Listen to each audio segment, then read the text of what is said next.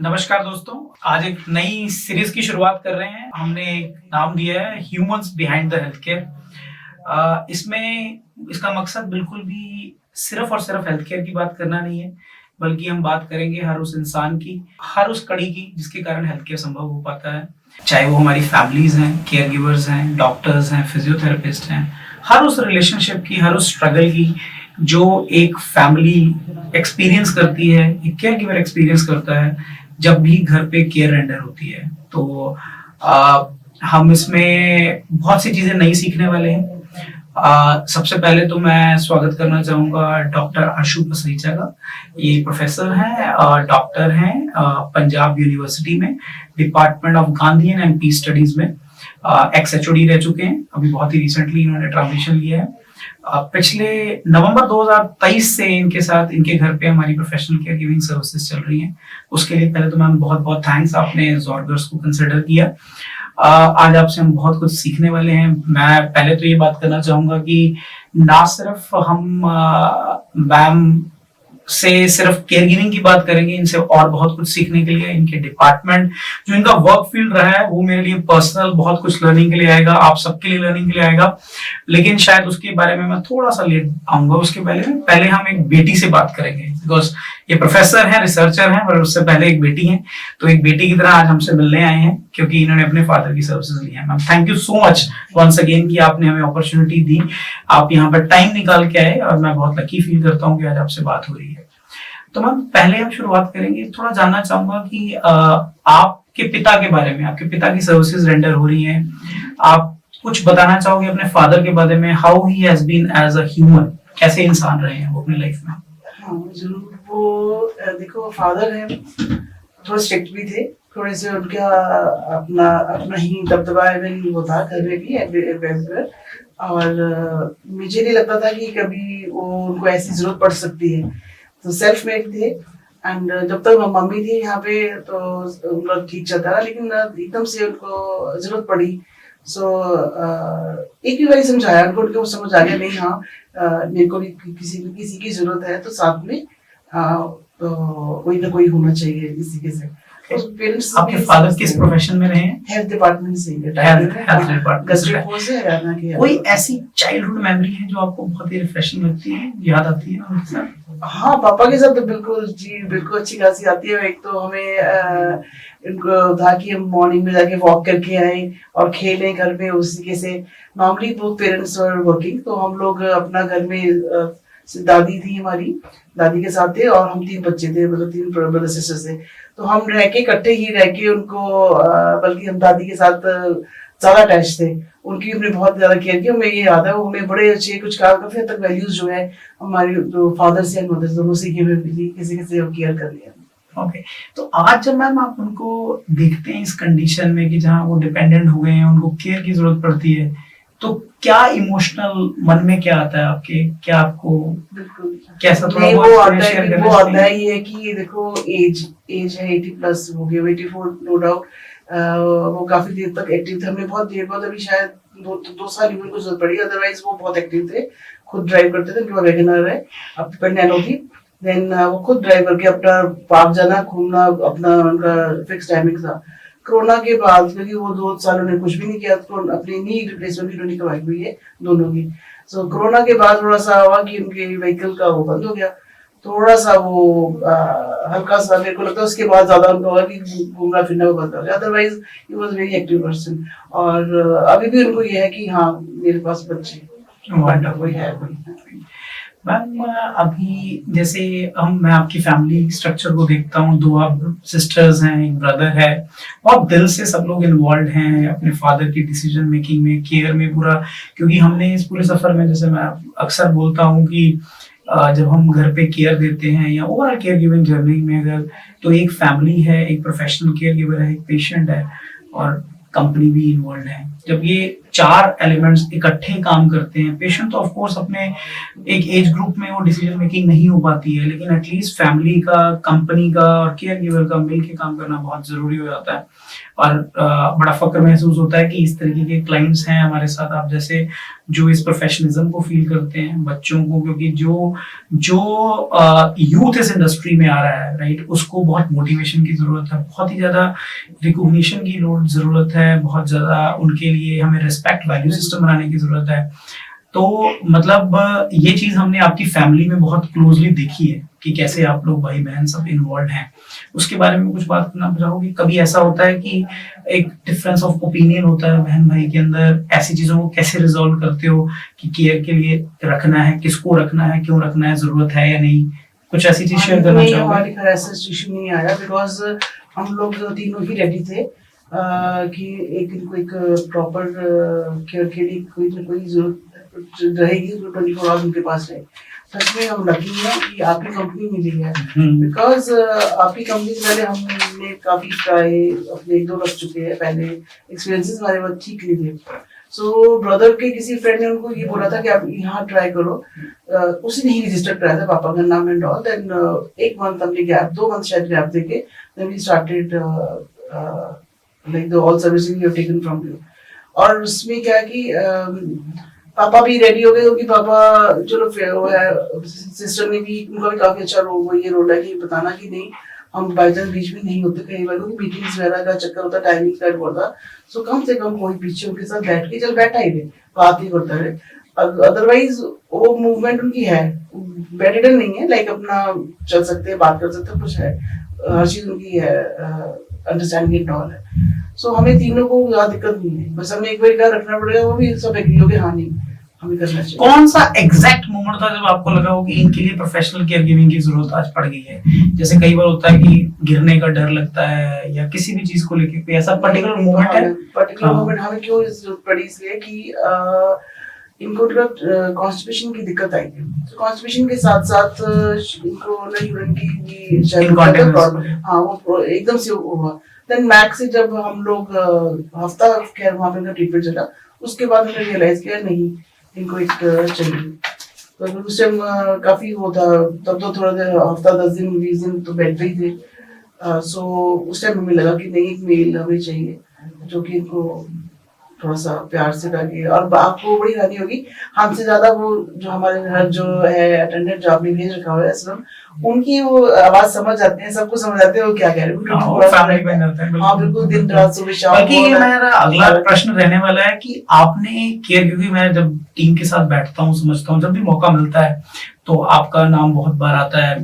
कैसे आप एक केयर गिवर को अपनी फैमिली का हिस्सा बनाते हो? क्योंकि जो लोग ये देख रहे हैं, चाहे वो केयर गिवर्स हैं जो काम करते हैं, जो फैमिलीज हैं, उनके लिए शायद ये लर्निंग रहने वाली है कि कैसे हम उनको अपनी फैमिली का हिस्सा बनाएं। क्योंकि नॉर्मली जब मुझसे कोई पूछता है मेरे 12 साल के एक्सपीरियंस के बेस पे कि क्या प्रैक्टिसेस होनी चाहिए, क्या मैंने हमेशा आज तक यही बात मैम समझी कि आप किसी को, जैसे आपका अपने पिता के साथ एक संबंध है जो कि आज 40-50 साल का संबंध है, आप मान के चलिए कि आप एकदम से किसी से एक्सपेक्ट करें कि वो आपके पेरेंट्स को फादर की तरह, मदर की तरह करे।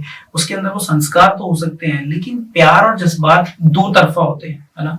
वो ऐसा नहीं है कि अगर मैं इमेजिन करूं कि मैं डंडे के जोर पे वो प्यार नहीं कर सकता। तो मैं थोड़ा सा आपसे वो चीज समझना चाहता हूँ। आधा से तो ज्यादा आप लोग ही ट्रेन करके उनको भेजा होता है। प्लस दूसरा है कि मेरी सिस्टर का बहुत बड़ा रोल है, मैक्सिमम वो डील करती है, मैं भी करती हूँ इस बात में। लेकिन हमने जो भी बच्चा है ना उसको हमने अपना फैमिली मेंबर ही समझ के किया। जैसे हमारे अपने बच्चे हैं, इनका एक बेटा है सिस्टर का, तो वैसे ही हम समझते हैं। हमें पता है कि हम भी प्यार से बात करेंगे, प्यार से काम करेंगे, वो उसी तरीके से डील करेंगे। अगर हम रूड होते हैं कि तू ये नहीं करा वो नहीं करा, तो वो भी फिर रिएक्शन कहाँ निकला, पेशेंट पे निकलता है। तो हमें लगा नहीं, प्यार से बच्चे भी तो घर बार छोड़ के आए हैं, देखो अपना अर्न करने के लिए आए, तो इनके लिए फैमिली का ही एटमॉस्फेयर दिया हुआ है। कभी इनमें भेदभाव नहीं करा कि अगर जो पापा का है रखा वो सेम चीज कुछ के लिए, ताकि उसको ये ना हो कि मेरे को अलग से एक कैटेगरी में डाल दिया, ऐसा नहीं। मैं आपसे मिलने से पहले कुछ डेटा देख रहा था, तो मुझे लगा कि कम से कम तकरीबन 10 से 12 लोग आपके घर में आज तक पिछले 2 साल में आए हैं। तो आप अपने एक्सपीरियंस में कुछ ऐसा बता सकते हो कि क्या एक एवरेज केयर गिवर को एक गुड केयर गिवर बनाता है और क्या एक्सेप्शनल केयर गिवर बनाता है? कोई ऐसे ट्रेट्स आप समझ पाए हो कि क्या चीज है जो किसी केयर गिवर को एक्सेप्शनल केयर गिवर, क्योंकि मेरे को लगता है ये बहुत लर्निंग वाला क्वेश्चन होगा जो लोग ये देखेंगे। एक्चुअली क्या है कि जो हमने फील किया है, जो बच्चा करना चाह रहा है इस सर्विसेज में जा रहा है, नो डाउट ये बहुत एक बड़ा मैं कह सकती ह्यूमन सेंट्रिक सर्विसेज है बहुत ही ज्यादा। हाँ, और सबकी बस की बात नहीं है। हम कह सकते हैं कि कुछ नहीं है, पेशेंस बहुत चाहिए, लेकिन बहुत पेशेंस चाहिए। आप कैसे उनके पेशेंट के साथ ट्यूनिंग कर रहे हो। अगर पेशेंट के साथ आपकी ट्यूनिंग हो जाती है, अगर आपका दिल रेडी है, तो वही बच्चा करके आ सकता है जो अपनी फैमिली से आया हुआ है, सीख के करता हुआ है। सीखे द सेंस जो संस्कार लेके आया हुआ है। देखा फैमिली में पेरेंट्स मदर्स वगैरह करती हैं या सिस्टर जो भी काम करते हैं, तो वो लोग बेकर में वो ही निकल सकता है जिसको अपने दिल से वो है, एंड वो ही एक्सेल भी करता है और दुआएं भी वही लेता है। सब कुछ ऐसी बात नहीं है कि उनके लिए एक देखो मेरे लिए तो, क्योंकि मैं गांधी थॉट की एक स्टूडेंट हूँ, गांधी स्टडीज की, तो एक जो है जिस टाइप का भी वो काम है, लेकिन उसको रिस्पेक्ट करना काम है। जरूरी नहीं कि हम बैठे हैं, लेकिन वो भी तो अपनी अर्न कर रहे हैं, मेहनत कर रहे हैं, सब कुछ घर बार छोड़ के अपनी पढ़ाई सेवा है। वो तो चलो अलग चीज है कि आप अर्न भी कर रहे हो, तो जरूरी है, पार्ट है, लेकिन उनको हम बिलो डिग्निटी नहीं देता। वो हमारे अपनी, अगर हम वो नहीं कर पा रहे तो हमारा ही एक रोल उठा है, बेटा बन गया, बेटी बन के, एंड वो वैसे ही करते हैं, बिल्कुल उसी तरीके से वो है। सो मेरे ख्याल में आप जो ट्रेनिंग देते हो ना, तो देखते बहुत अच्छी हो उनको, क्लीननेस का रखना, सेम चीज है अपनी करना, पेशेंट की पूरा उस तरीके से। पेशेंट की देखो बार बार अगेन मैं रिपीट कर रही बात कर रही हूँ कि ये अपने आप से ही दिल से होता है। इस फील्ड में आना हर एक की बस की बात नहीं है, एंड बहुत ज्यादा ही वो है सर्विस और डिवोशन चाहिए इसके अंदर। हाँ, डिवोशन, वही सबकी बस की बात नहीं है। आई थिंक आपको देखे होंगे छूट जाते हैं, एंड कई बच्चे जो बहुत एक्सपेक्टेशन लेके आते हैं, पता नहीं आपको बैठे बैठे चलो इंटरनेट भी मिल जाएगा, वो भी मिल जाएगा, ये भी मिल तो जाएगा, लेकिन जो एक्सपेक्ट करते हैं वो लोग वो फिर उस आपकी बात बिल्कुल ठीक है कि जैसे हम भी बच्चों को ट्रेनिंग में ये बात बताते हैं कि जो ये सुनेंगे भी उनके लिए इम्पोर्टेंट है कि आप किसी के घर में गए हैं, सबसे इम्पोर्टेंट चीज है कि जिस कारण से आप घर गए हैं उस कारण को तो सबसे पहले समझना पड़ेगा कि वो जो आपने अपने पेरेंट्स के लिए किसी को रखा है, तो जब तक वो केयर नहीं, अगर हमें ये लगेगा कि हमें सब कुछ मिले लेकिन केयर सेकेंडरी है तो नहीं होगा। केयर को प्राइमरी बनाना पड़ेगा, उनके फिर ऑटोमेटिकली सब रिलेशंस आते हैं, तो माँ बाप के साथ भी आपका ऐसे ही संबंध है ना, तो वो चीज बहुत आप बिल्कुल सही कह रहे हो, बिल्कुल ठीक कह रहे हो। हम कुछ चैलेंजेस बताना चाहोगे कि पिछले इस जर्नी में हाई लेवल आपने 2-3 चैलेंजेस जो समझे हो, जो आपको लगता है कि ये चीजें एज एन इंडस्ट्री फिक्स करने की जरूरत है, एज एन इंडस्ट्री, है ना, खासकर जिसके बारे में कोई बात नहीं करता है, लेकिन आपने एज ए फैमिली समझी है इस चीज को कि ये चीज फिक्स होनी चाहिए? देखो अभी तक हमारे सामने कुछ ज्यादा इतने मतलब केसेस जितने भी बहुत सारे बच्चे आए हमारे पास काम करने के लिए, ऐसी बात नहीं, लेकिन उनको थोड़ा सा मोटिवेट करने की बहुत जरूरत है। चाहे वो इस फील्ड में अर्न करने के लिए आ रहे चाहे नहीं आ रहे, लेकिन जो हमें जो वैल्यूज हमने उनको इनकलकेट करनी है ना, वो बहुत जरूरी है कि आप कहीं भी जाओ, एक रिस्पेक्ट और एक हर काम को आप देखो बाहर जाके तो करते कुछ भी काम करने को रेडी है, ठीक है ना, तो यहाँ पे भी आपको हर एक के लिए जरूरी है, हर सिटीजन के लिए जरूरी है, चाहे वो सर्विसेज ले रहे नहीं ले रहे, लेकिन एक उनको एक रिस्पेक्टफुली एक सोसाइटी में एक रिलेशन जरूर देनी चाहिए। और बताएंगे कि उनको जो ट्रेनिंग में कुछ जो नोटोरियस से लोग हैं वो समझ आ जाती है, उसको उनके ऊपर थोड़ा सा एक्शन लेके उनको ऐसी जगह नहीं भेजा जो कि बहुत सीरियस अकेले रह रहे हैं कुछ हमारे घर भी हम भी जब अपना सारा उसके ऊपर देखो ट्रस्ट है, उसके ऊपर छोड़ के जाते हैं एवरीथिंग, सुबह जाते हैं शाम को आते हैं, कई बार बीच में भी आ जाते हैं, ऐसी बात नहीं है, लेकिन उसको नहीं पता हम किस टाइम चले किस टाइम, लेकिन वो अपना पूरा केयर में टाइमिंग फिक्स है, हर उसी टाइम वो करते हैं, तो हम भी खुश रहते हैं कि हाँ चलो पापा को ध्यान से रखा हुआ है, कोई दिखने वाला है पीछे से। एज अ बेटियां आप इस काम को करना चाह रहे हो, मैं तो बार बार बोलना चाहूंगा कि बहुत लर्निंग है हमारे लिए भी, और बड़ा डिवोशन है, बड़ा प्यार है आपके अपने फादर को लेके जो आप ये कर रहे हो। मैम अब थोड़ा आपके सब्जेक्ट के बारे में आते हैं, उसकी लर्निंग लेते हैं अपना। आप प्रोफेसर हैं पंजाब यूनिवर्सिटी में गांधी एंड पीस स्टडीज के। इसके बारे में पहले तो कुछ बताइए कि इस डिपार्टमेंट में हो क्या रहा है, आपने इस पूरे एक्सपीरियंस के बारे में थोड़ा सा हमें बताइए। जो गांधी स्टडीज जैसे और मास्टर्स हैं कि मास्टर्स है यहाँ पे, एमए के 2 इयर्स है, फुल प्रेस ये सब्जेक्ट है Gandhi and peace studies. Gandhi philosophy के अलावा हम peace studies, conflict resolution, international relations का, human security, human rights, rural development, all everything इसमें हम लोग कवर करते हैं। 2 इयर्स का ये है। And earlier we were having, हम लोग हमारे पास एमफिल थी, स्टूडेंट्स एमफिल के भी आते थे। एमफिल यूजीसी ने बंद कर दिए, तो पीएचडी किए हैं, रिसर्च स्कॉलर्स है। रिसर्च स्कॉलर्स ये नहीं कि हमारे इंडिया के ही बच्चे हैं, अब्रॉड से भी आते हैं। कोरिया से थे, ईरान से भी हैं पीएचडी कर रहे हैं, थाईलैंड से आए हैं, कीनिया से थे, काफी ही बच्चे हमारे पास यहाँ पे आके अपने चाहे एमए किए चाहे इन्होंने पीएचडी कर रहे हैं। एंड बहुत अच्छी बात है, ईरान से बच्चे जो आए वो उनका वहाँ जाके बहुत अच्छी पोजीशन उनको मिलती है। अच्छा। बिकॉज ईरान के जो बच्चे नॉर्मली पूना से फिर यहाँ आगे शिफ्ट करते हैं कि पूना की एक बहुत अच्छी इंडस्ट्री है, यूनिवर्सिटीज पढ़ाई के लिए। देन हमारी पंजाब यूनिवर्सिटी है। एंड पूरे इंडिया में ये कोर्स कहाँ पढ़ाया जा रहा है? 7 जगह, ये ज्यादा जगह नहीं है। एक नॉर्दर्न में तो हमारा है फूड फ्रेश डिपार्टमेंट है, और बिहार में है, दिल्ली में सिर्फ एक गांधी भवन है और कुछ भी नहीं है। देन साउथ में है 7 यूनिवर्सिटीज ऐसी जहाँ पे गांधी स्टडीज की फिलोसफी को पढ़ाया जाता है। Okay, it's very interesting. Iran से भी बच्चे आके यहाँ पढ़ रहे हैं। ओके, अभी भी मेरे साथ एक स्टूडेंट एनरोल्ड है। ओके, इनफैक्ट मेरे को लगता है कि मैं हमारे इस केयरगिविंग प्रोफेशन में बहुत कनेक्ट फील करता हूँ आपके डिपार्टमेंट का, क्योंकि मेरे को लगता है बहुत सी ऐसी फिलॉसफी हैं जो पीस से, गांधीयन साइकोलॉजी से लिंक करती हैं। इनफैक्ट अगर हम बात करें, पेशेंस भी एक तरीके की अहिंसा ही है ना, मतलब वो चीजें बहुत अच्छे से इनमें आप मानोगे नहीं, हमारे पास जो बच्चे हैं वो लॉ वाले बच्चे भी आते हैं, इवन आईएएस एस्पिरेंट्स में भी आते हैं, जो जुडिशरी के एग्जाम्स पास करके जजेस बने हुए हैं। 2 साल बाद आके कहते हैं कि हमें बहुत फायदा हुआ है, तो जब भी हम कोई डिसीजन देते हैं तो हम पूरा सोचते हैं कि नहीं, गांधी के सारे बहुत उनको होती है। अब जो बच्चे बाय चांस कहते हैं ना, आप कहते हैं कि शर्माते हैं कुछ इस स्पीड में आने के लिए भी, बच्चे कहते हैं कि बताते नहीं है। शुरू में हमारे डिपार्टमेंट से भी ऐसे होता था, लेकिन धीरे धीरे ऐसा हुआ कि एक तो उनका एग्जामिनेशन पॉइंट ऑफ व्यू से 30% उनका उसमें आता है, लेकिन अब वो बताते हैं कि नहीं, हम इस डिपार्टमेंट से, गांधी एंड पीस स्टडी से, now they feel proud, because आप धीरे धीरे उनको समझोगे उनकी फिलॉसफी को, तो ही आप बता सकते हो कि क्या चीज़ है और क्या फायदा है और क्या नुकसान हो सकते हैं।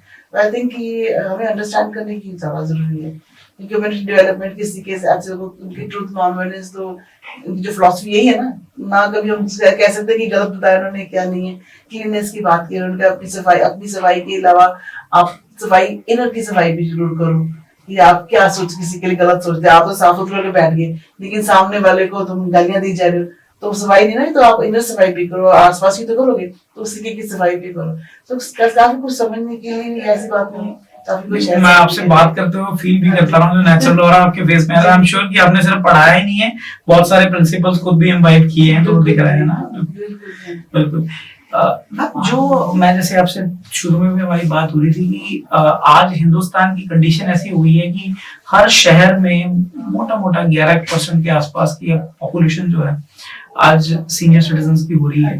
2030 के आसपास जो आंकड़ा बोलता है वो हम ये कह सकते हैं तकरीबन 20 से 25 करोड़ लोगों को डायरेक्टली इनडायरेक्टली वो एक सीनियर सिटीजन कैटेगरी में आ जाएंगे।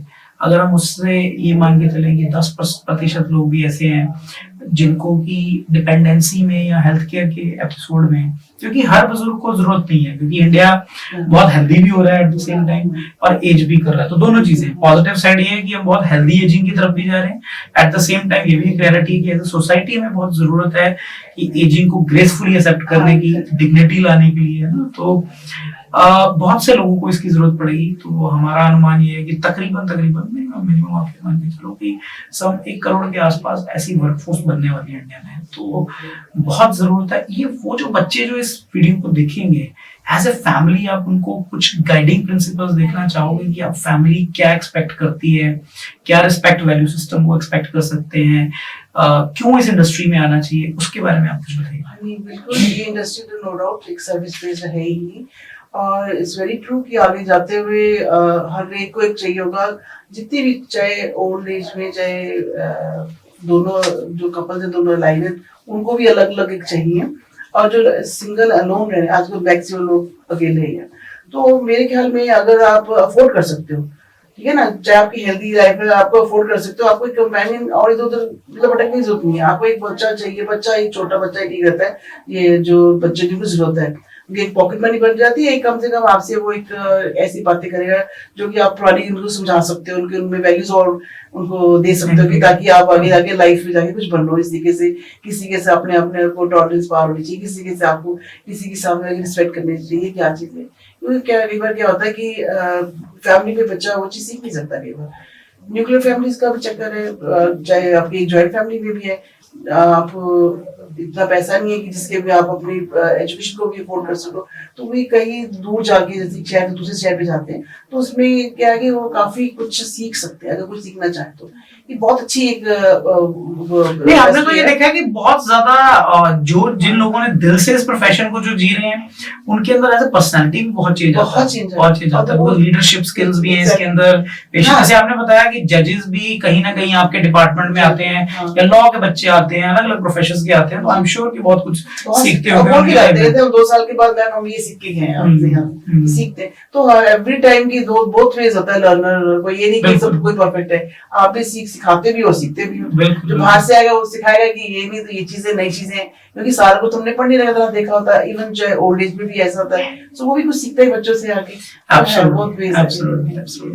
फैमिलीज जो इसको देखेंगी, जिनके आज नहीं हो सकता कल को जरूरत पड़ने वाली है, या आज वो अनस्ट्रक्चर्ड वे में किसी तरीके से अपना, बहुत से लोगों को हमने देखा अपनी मेड को ट्रेन कर लेते हैं, कुछ लोग जो हैं खुद से बहुत ज्यादा ड्रेन हो जाते हैं कि एक प्रैक्टिकल बात है कि आज हम उस सोसाइटी में मूव कर गए हैं जहां पर हमारे पास पैसा है, मतलब फैसिलिटीज हैं, लेकिन फिर भी अभी माइंडसेट नहीं है कि मुझे इस सब चीज में जाना है, ट्रस्ट इश्यूज होता है ना, राइट।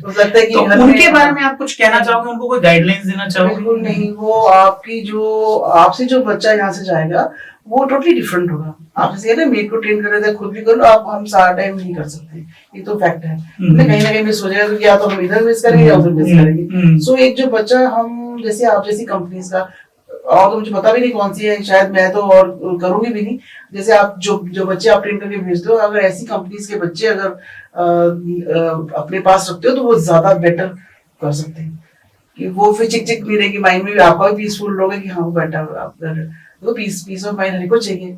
अब नो डाउट पेरेंट्स से लगता है कि क्यों नहीं हम कर रहे, और अब तो कोई कहता भी नहीं है क्यों आप खुद क्यों नहीं कर रहे हो, कर रहे हो, ऐसा कोई स्टिग्मा भी नहीं है, आप रखा है, बल्कि अच्छा है, कंफर्टेबल हो, आपको करना भी चाहिए, क्योंकि मेड का काम अलग है, वो अलग काम है, वो चिक चिक होगी, अलग से सेपरेट अपना करते हो। आई थिंक एक और बात मैं यहाँ पे कहना चाहूंगा कि मैम के घर पे बहुत सी प्रोवाइडर्स गए हैं जो हमारी केयर गिवर टीम से गए हैं, एंड जब केयर बहुत दिल से होती है और फैमिली इतनी एक्सेप्टिव होती है, तो अभी one of the reason example I think religion भी कोई मेजर रोल नहीं प्ले करता है। आई थिंक आप उसके बारे में अगर कुछ प्ले करना चाहोगे? बिल्कुल, हमने हमारे पास हर टाइप का बच्चा है, हमारे पास क्रिश्चियन भी है, मुस्लिम भी है, हिंदू भी है, और सिख भी है, ऐसा कुछ नहीं है, सारे जिसने काम करना है उसने वो करना ही है। और चाहे पंजाब से बच्चे आए थे, चाहे वो हिंदू है वो है, ऐसा नहीं होना चाहिए। मैं मानती हूँ कई लोग कहते हैं कि ये नहीं बनते हैं। आई थिंक ये मेन वही तो ट्रस्ट वाली बात है, एक्सपीरियंस की बात है, शायद आप लोग सोचते हैं, बट हम अपने पूरे 12 साल के एक्सपीरियंस से, और यहाँ पर आपके साथ हमारे क्लाइंट बैठे हैं, इनसे भी अगर आप सीखेंगे तो ये बड़ा ह्यूमन ड्रिवन सर्विसेज है ना। अगर किसी ने अच्छा काम नहीं करना है तो आपकी अपनी कम्युनिटी, अपने रिलीजन से भी होता है जो नहीं करेगा, और अगर क्रॉस कम्युनिटी का भी अगर आदमी कोई आपके घर पे आ रहा है, कोई वर्कर आ रहा है, तो दिल से वो काम करता है, तो उसको एक्सेप्ट करना चाहिए। ये हमारी आपसे रिक्वेस्ट है ना ma'am. I think thank you so much, आपने टाइम निकाला, एंड आप बहुत कुछ सीखने को मिला मेरे हिसाब से। सबसे पहले तो यही कि जिस प्रोफेशन का आप पार्ट हैं, वो वैल्यूज मुझे आपके अंदर दिखती हैं। आई थिंक कहीं ना कहीं मैं खुद भी आना चाहूंगा, वॉलंटियर करना चाहूंगा, कभी आपकी कोई स्पेशल वर्कशॉप हो, आप हमें प्लीज मौका दीजिए, हम आए वहां से कुछ ना कुछ सीख के जाएं, है ना। एंड आई एम श्योर कि बहुत से व्यूअर्स जो इस चीज को देखेंगे वो बहुत कुछ सीखेंगे कि प्रोफेशनल केयर गिविंग जब घर पे लेनी है तो किन बातों का ध्यान रखना है। जो बच्चे इस इंडस्ट्री में, मैं बार बार बच्चा वर्ड इसीलिए यूज करता हूँ, बहुत यंग है, बहुत अराउंड 20 से 25 साल की एज ग्रुप के होते हैं। ये बहुत बड़ा यूथ है जो इस इंडस्ट्री में आएगा ग्रेजुअली, और हमारा एक ही उद्देश्य है कि हम इसको रिस्पेक्ट लाना चाहते हैं, डिग्निटी इंश्योर करना चाहते हैं, रिकॉग्निशन लाना चाहते हैं कि आपको कभी भी इस प्रोफेशन में काम करते हो, चाहे आप क्वालिफाइड नर्स हैं, चाहे आप फिजियोथेरेपिस्ट हैं, चाहे आप केयर गिवर हैं, आप कभी ये सेटबैक में ना रहिए कि मैं अपनी फैमिली को क्या बताऊंगा, है ना। अगर आप इसको प्राउडली इसमें अर्न भी कर रहे हैं, काम अच्छा कर रहे हैं, इतनी थैंक्स गिविंग वाली जॉब है, आप प्लीज, यही हमारी रिक्वेस्ट रहेगी कि आप बड़े प्राउडली कहा करिए कि मैं केयर गिवर हूं, है ना। एंड फैमिलीज आपके सामने बैठी हैं जो इसको पूरा एक्नॉलेज करती हैं। Thank you so much ma'am for coming. Thank you.